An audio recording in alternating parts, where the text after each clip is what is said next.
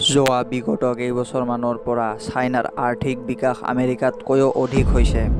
চাইনাৰ মাল সস্তাত পোৱা যায়, কিন্তু বেছিদিন নিটিকে। এটা কথাই আছে নহয়, চাইনা কা মাল টিক গয়া তো শান্তক, নেহি টিক গয়া তো শামতক। চাইনাৰ বিষয়ে মানুহে এইটো কমকৈ জানে যে চাইনাই নকলি বস্তু বনোৱাত নাম্বাৰ 1। তো আহক চাইনাৰ বিষয়ে কিছুমান কথা কওঁ যিটো আমি হয়তো নাজানো। ভাৰতে চাইনাৰ পৰা বহুত বস্তু লয়, কিন্তু ইয়াৰ বেছিভাগ নকলি হয়। সেইকাৰণে ভাৰত চৰকাৰে চাইনাৰ বস্তুৰ ওপৰত নিষেধাজ্ঞা জাৰি কৰিছে। হয়তো আপুনি নাজানে যে চীনৰ যিবিলাক খেলনা আপুনি আপোনাৰ ল'ৰা ছোৱালীক খেলিব দিছে, হয়তো সেইবোৰ ব্যৱহাৰ কৰা কণ্ডমৰ পৰা বনোৱা হৈছে। চাইনাত বেয়া হোৱা একো বস্তুৰে পেলনি নাযায়। আপুনি জানি আচৰিত হ'ব যে চাইনাত টেবুল চেয়াৰৰ বাহিৰে 4 ঠেঙীয়া প্ৰতিটো জন্তু খোৱা যায়।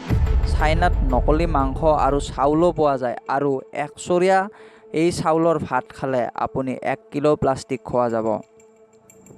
চাইনা এখন এনেকুৱা দেশ য'ত মানুহৰ পেচাবত কণী উহাই খোৱা হয়, আৰু এই প্ৰথাটো বহু হাজাৰ বছৰৰ পৰা চলি আহিছে।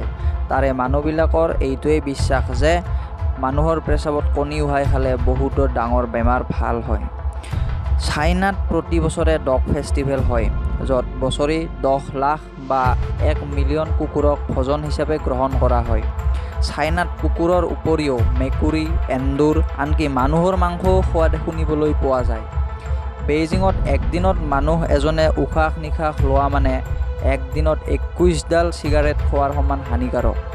চাইনায়ে যোৱা শতিকাৰ পৰা ইমানেই চিমেণ্ট ব্যৱহাৰ কৰিছে যে আমেৰিকাই বৰ্তমানলৈ সিমান চিমেণ্ট ব্যৱহাৰ কৰাই নাই, আৰু ইয়াৰ ফলত পৃথিৱীৰ 14% প্ৰদূষণ কেৱল চাইনাৰ পৰাই হয়।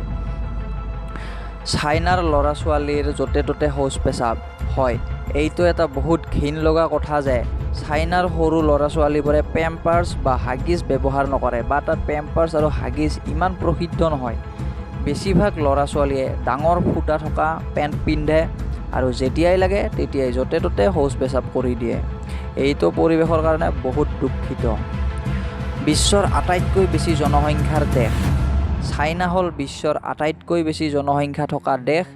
চাইনাৰ জনসংখ্যা এনেধৰণৰ যে আমেৰিকাৰ জনসংখ্যাৰ 4 গুণ জনসংখ্যা কেৱল চাইনাতেই আছে।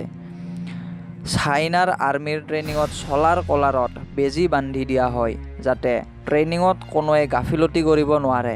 আৰু শুনিব পোৱা মতে চাইনাৰ আৰ্মিত পাৰ চৰাইকো সংযুক্ত কৰা হৈছে তথ্য আদান প্ৰদানৰ বাবে। আপুনি যদি পৃথিৱীৰ যিকোনো কোণতেই পাণ্ডা দেখে, তেতিয়া আপুনি নিশ্চিন্ত মনে ভাবি ল'ব যে এই পাণ্ডাৰ ওপৰত কেৱল চাইনাৰেই অধিকাৰ। হয় বন্ধুবৰ্গ, চাইনাই হ'ল পৃথিৱীৰ গোটেই পাণ্ডাৰ মালিক। শুনিব পোৱা মতে পৃথিৱীত বাস কৰা প্ৰতিটো পাণ্ডাৰ ওপৰত চাইনাৰ অধিকাৰ। যেতিয়া পাণ্ডাৰ পোৱালি জন্ম হয়, তেতিয়া চাইনালৈ পঠিয়াই দিয়া হয়, যাতে আৰু পাণ্ডাৰ প্ৰজাতি বৃদ্ধি কৰিব পাৰে। সতীত্বতা ৰক্ষক হয় ভাৰ্জিনিটি ৰেস্কিউয়াৰ্ছ। ছোৱালীৰ ভাৰ্জিনিটি বা সতীত্বতা এটা ডাঙৰ সমস্যা। আমাৰ দেশত ইয়াৰ বাবে বহুত পৰিয়ালত সমস্যা দেখা যায়। কিন্তু বন্ধুবৰ্গ, চাইনাত এইটো ডাঙৰ কথা নহয়, কাৰণ চাইনাৰ ছোৱালীবোৰে ভাৰ্জিনিটি হেৰুৱাৰ পাছতো পুনৰ প্লাষ্টিক চাৰ্জাৰী কৰাই আগৰ দৰে ভাৰ্জিন হয়। এই প্ৰচেছটোৰ নাম হ'ল হাইমেনৰ হাফি। চাইনাৰ মহিলাসকলে বহুত টকা খৰচ কৰিও এই প্ৰক্ৰিয়াৰে হাইমেন খুৱাই লয় কৃত্ৰিমভাৱে, যাতে ভৱিষ্যতৰ স্বামীয়ে তেওঁৰ ভাৰ্জিনিটিৰ কথা গমকে নাপায়।